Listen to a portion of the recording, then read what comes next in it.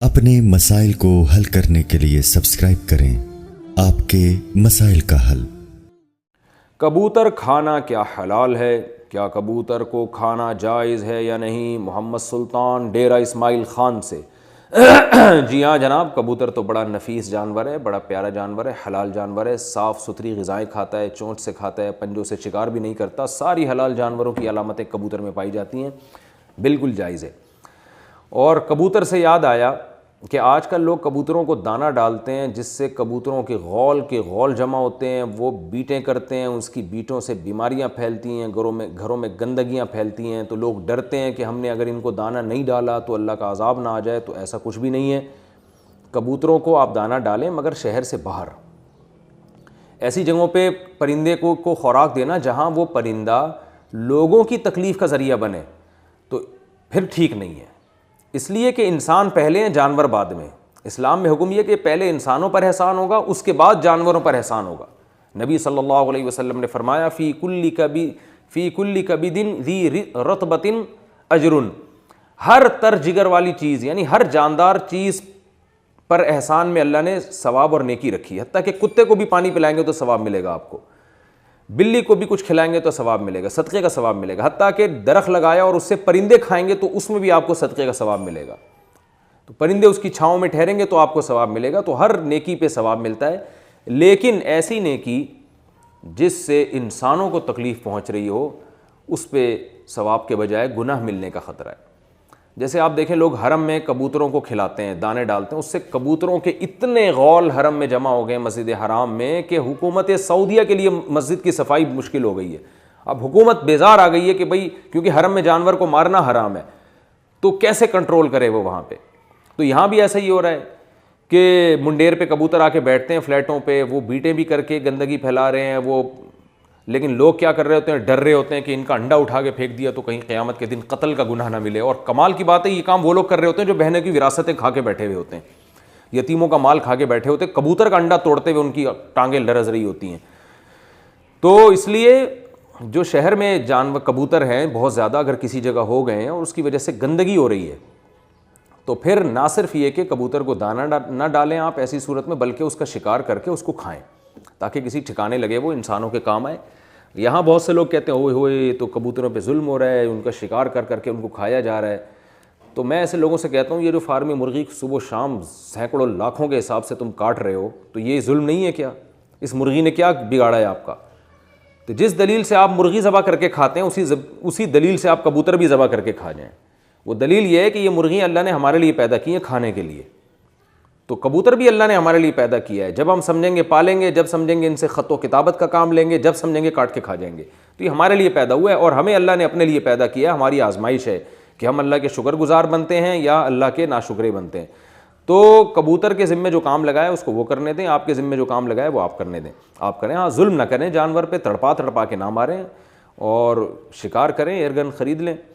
تو یہ اتنے سارے کبوتر گھروں میں محلوں میں بہت مسئلے کیے ہوئے انہوں نے، تو پالنا ہے تو پھر تمیز سے پالیں نا، گھر میں پنجرا بنائیں، اس میں کبوتر پالیں، اس کی بریڈنگ کریں، اس سے کس نے منع کیا آپ کو؟ وہ گندگی آپ کے کنٹرول میں ہوگی، آپ اس کو صاف کر سکتے ہیں۔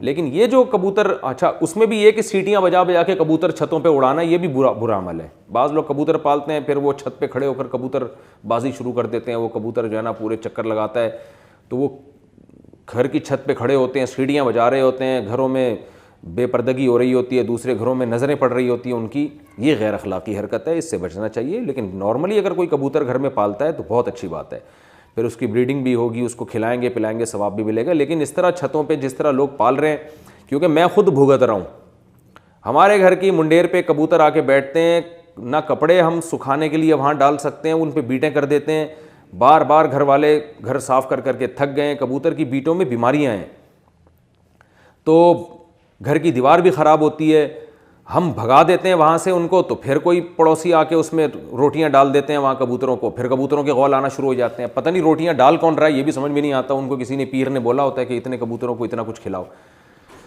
ایک صاحب نے بلیوں کو کھلانا شروع کر دیا ہمارے محلے میں، کہ چھیچھڑے لے کر آتے تھے وہ پھینکتے تھے، تو پورے نارتھ کراچی کی بلیاں جو تھیں وہ ایک پوائنٹ پہ جمع ہو گئیں اور مخبری ہو گئی۔ بلیوں میں مخبری بہت اسپیڈ کے ساتھ ہوتی ہے کہ فلاں اتنے بج کے اتنے منٹ پہ فلاں جگہ پہ باقاعدہ ہول سیل کے حساب سے چھیچھڑے تقسیم ہوں گے تو پورے محلے کی بلیوں کی نا پہلے سے ایک ایسا لگ رہا ہوتا تھا کوئی یا تو ان کی کوئی کانفرنس ہونے والی ہے یا ان بلیوں کا کوئی سیاسی لیڈر ابھی آ کے تقریر کرے گا, اس کا کوئی جلسہ ہونے والا ہے ابھی.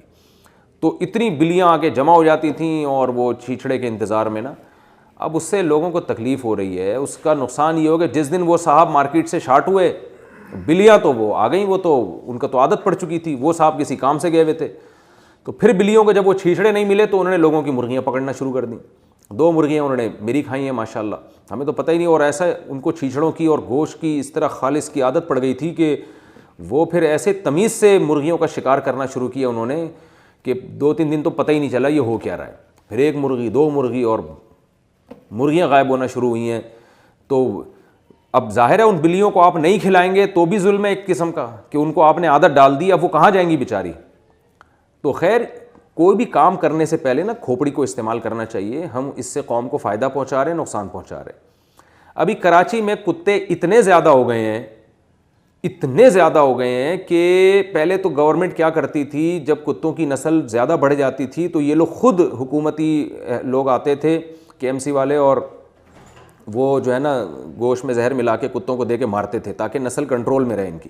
کتے اتنے زیادہ ہو گئے ہیں کہ اب اگر آپ کتوں کو نہیں مارو گے تو اس کا مطلب آپ کتوں کے ذریعے انسانوں کو مار رہے ہو. کیونکہ کراچی میں بائکوں کے نیچے کتے آ رہے ہیں, اب بائکیں سے کتے ٹکرا جاتے ہیں, گاڑیوں سے کتے ٹکرا رہے ہیں, اس سے اگلا ایکسیڈنٹ ہم نے خود یہاں دیکھے قریب میں ایکسیڈنٹ ہو رہے ہیں. کتے بعض دفعہ پاگل ہو جاتے ہیں, ویکسینیشن تو ہے نہیں کوئی گورنمنٹ کی طرف سے. ہم نے ترکی میں کتے دیکھے ایسے خاندانی, ہر کتے پہ جو ہے نا وہ پٹا ڈلا ہوا ہے گورنمنٹ کی طرف سے, ایک نمبر ہے, اس کی ویکسین ہوتی ہے, پوری شیورٹی ہے کہ یہ پاگل نہیں ہے اور نہ فی الحال پاگل ہونے کا اس کا کوئی امکان ہے. تو یا تو آپ کتوں کو اتنا پروٹوکول دو جیسے ترکی میں ہر کتے کو ایک نمبر ملا ہوا ہے کہ بھئی یہ گورنمنٹ کی نگرانی میں, یہ آوارہ کتا نہیں ہے. تو اتنا پروٹوکول آپ نہیں دیتے تو آپ یہ کتے پیدا ہوتے چلے جا رہے ہیں, کوئی پوچھنے والا نہیں ہے. پاگل ہو کے کاٹ رہے ہیں, آپ ہاسپٹل میں جاؤ کتنے لوگ پاگل کتے کے کاٹنے سے مر رہے ہیں. تو ایسی صورت میں ہم یہ کہتے ہیں کہ بھائی یا تو آپ ان کتوں کو, جیسے ابھی کچھ دن پہلے دیکھا کہ ایک صاحب کے گھر کے بعد باہر کتیا نے بچے دیے ہوئے, میرا خیال ہے 10-12 بچے ہوں گے. اور وہ کتیا, میں نے ان صاحب سے کہا, میں نے کہا دیکھو, کہہ رہے یار میں اس کو روزانہ کھلاتا پلاتا ہوں, یہ ماں ہے اپنے بچوں کو پال رہی ہے. میں نے کہا یا تو آپ اس کو کسی NGO کے حوالے کر دیں جو کتوں کے حقوق کی محافظ ہے, اور بولیں کہ یہ 12 کتے ایک گلی میں ہم افورڈ نہیں کر سکتے, یہ بچے جب جوان ہوں گے نا تو یہ کتے پن پہ آئیں گے, کیونکہ ہیں بہرحال یہ کتے. اور یہ کتیا اپنے ان 12 بچوں کے ساتھ جب اس گلی کی دادا بن کے, اور ایسے ہی 12 بچے اگلی گلی میں بھی کتیا نے دیے ہوئے ہوں گے, ظاہر ہے آج نہیں تو کل دے گی, تو یہ علاقہ بن کیا جائے گا, اس میں تو کتے زیادہ ہو جائیں گے, انسان کم ہو جائیں گے. تو میں نے ان سے کہا کہ بھائی آپ یا تو ان کتوں کو مار دیں, یعنی یہ کتیا کو بچوں سمیت آپ مار دیں, مارنے کا وہ طریقہ استعمال کریں جس میں تکلیف کم سے کم ہو. یعنی ایسے چائنیز کی طرح نہ ماریں کہ کتوں کو اٹھا کے وہ کڑھائی میں ڈال دیتے ہیں جلتی ہوئی زندہ اور بوائل پانی میں ڈال دیتے ہیں, یہ تو ظلم ہے جانور پر. اس طرح سے ماریں کہ ان کو تکلیف کم سے کم ہو. بہت سے طریقے ایسے آتے ہیں. اور ان بچوں کو کتیا سے ماں سے الگ بھی نہ کریں آپ, کیونکہ اس میں بھی ماں کو بہت تکلیف ہوتی ہے جب اس سے بچے جدا ہوتے ہیں. فقہاء نے لکھا ہے کہ جانور کے بچے کو بھی آپ ماں سے الگ نہیں کر سکتے, یہ گناہ ہے. جو جانور اپنے بچوں سے محبت کرتے ہیں ان کو نہیں کر سکتے, یہ گناہ کی بات ہے. تو میں نے کہا نہ آپ ان کی ماں کو بچوں سے جدا کریں, نہ آپ ایسا کریں کہ ماں کو مار دیں بچوں کو زندہ چھوڑ دیں, وہ تو بھوک پیاس سے تڑپ کے مر جائیں گے. نہ آپ ایسا کریں کہ بچوں کو مار دیں ماں کو چھوڑ دیں, وہ تکلیف میں ہوگی. تو سب کو اکٹھے مار دیں آپ, اور مارنے کا ایسا طریقہ استعمال کریں کہ جس میں ان کو تکلیف کم سے کم ہو. یا پھر اگر یہ نہیں کر سکتے, اگر آپ کو یہ ظلم لگتا ہے تو سب سے بہتر آپشن تو یہ کہ ان کو اٹھا کے کہیں جنگل کی طرف لے جائیں. پھر آپ سب کو بوری میں ڈالیں, اٹھا کے کہیں لے جائیں. خود نہیں کر سکتے, کسی کو پیسے دے کے یہ کام کرائیں, بھائی ان کو کراچی سے دور, آبادی سے دور لے کے جاؤ کہیں, یہاں نہیں, یہ انسانوں کے رہنے کی جگہ ہے, یہ کتوں کے رہنے کی جگہ نہیں ہے. یہ کتا ضرورت کی حد تک تو ٹھیک ہے, ایک محدود مقدار میں تو ٹھیک ہے, لیکن وہی بات ہے, پتہ نہیں کیا ہو گیا ہے لوگوں کو کہ انسانوں کے قتل پہ تو ترس نہیں آ رہا ہوتا, اور وہی بہنوں کی وراثتیں کھا کھا کے بیٹھے ہوئے ہوتے ہیں, ان کو دل دکھا رہے ہوتے ہیں, بیویوں کے مہر پی گئے ہوئے ہوتے ہیں اور وراثت نہیں دے رہے ہوتے, اور یہاں کے بڑے ہوتے ایک دم ترس آنے لگتا ہے, ہائے ہائے بیچاری. تو میں نے کہا ٹھیک ہے, پھر یہ جب بڑے ہوں گے کاٹیں گے نا 25-30 لوگوں کو, اور ان میں کوئی بھی پاگل ہو گیا, کیونکہ کتے کا پتہ نہیں ہوتا کب پاگل ہو جاتا ہے وہ, کوئی نگرانی گورنمنٹ کی طرف سے نہیں ہے، تو پاگل ہو گیا تو 25-30 لوگوں کو تو بیڑا غرق کر کے جائے گا۔ تو یہ ہو رہا ہے ہمارے معاشرے میں، اس لیے ان کتوں کو یا تو کسی ٹھکانے لگائیں یا ان کو مار دیں، تو کچھ کریں، اور مارنے کا طریقہ وہ ہونا چاہیے جو غیر شائستہ طریقہ نہ ہو، جانور کو اس میں تکلیف کم سے کم ہو۔ ترسا کے تڑپا کے مارنا بالکل ٹھیک نہیں ہے۔ نبی صلی اللہ علیہ وسلم سے یہ ثابت ہے کہ جب مدینہ میں کتے زیادہ ہو گئے تھے تو آپ صلی اللہ علیہ وسلم نے، صحیح مسلم کی حدیث ہے، آپ نے کتوں کو مارنے کا حکم دیا صحابہ کرام کو کہ ان کو قتل کرو۔ تو پھر صحابہ نے اتنے مارنے شروع کر دیے کہ یہ خوف ہوا کہ کتوں کی نسل ہی ختم ہو جائے گی، باہر سے کوئی دیہاتی آیا ہوتا اپنا کتا لے کے حفاظت کے لیے، اس کو بھی مار دیتے۔ تو آپ صلی اللہ علیہ وسلم نے منع کیا، فرمایا ما لکم وللکلاب، تمہیں کیا ہو گیا، کتوں کے پیچھے پڑ گئے ہو؟ مطلب یہ کہ میرا مقصد یہ نہیں تھا کہ نسل ہی ختم نہیں کرنی ہے، زیادہ ہو گئے ہیں تو ایک حد تک کنٹرول میں رکھنا ہے ان کو۔ انسانوں کی نسلیں جو مقصود کائنات ہے اس کو کنٹرول میں رکھنے کی فکر ہو رہی ہے، آپ سوچیں، اور کتا جو مقصود کائنات نہیں ہے اس کو بے لگام کیا ہوا ہے کہ وہ جتنے بچے پیدا کرتا چلا جائے۔ یہ ہے اس دنیا کا حال، اور تہذیب یافتہ لوگ جو NGO کے نام پہ اس طرح کی کام کر رہے ہیں۔ اچھا بھائی، تو خیر ان کا سوال یہ تھا کہ سوال کبوتر کے بارے میں تھا، جواب پہ کتوں پہ میں نے رپورٹ پیش کر دی ہے۔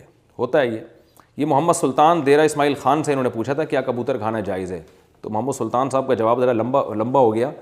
اب آپ کو پتہ چلا کبوتر کھانا جائز ہے، اور کھائیں، آپ شکار کر کے کھائیں، اور اس میں کبوتر کا گوشت ہوتا بھی بڑا طاقتور ہے کیونکہ جنگلی چیز ہے نا، یعنی اور بالکل آرگینک ہے، تو آرگینک چیزوں کا تو اپنا ہی ٹیسٹ ہوتا ہے۔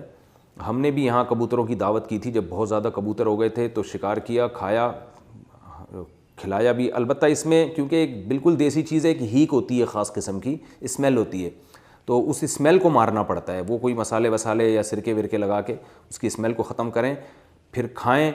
آپ مجھے دعائیں دیں گے انشاءاللہ، بڑا مزہ آئے گا آپ کو، بڑا مزے کا اور طاقتور گوشت ہوتا ہے۔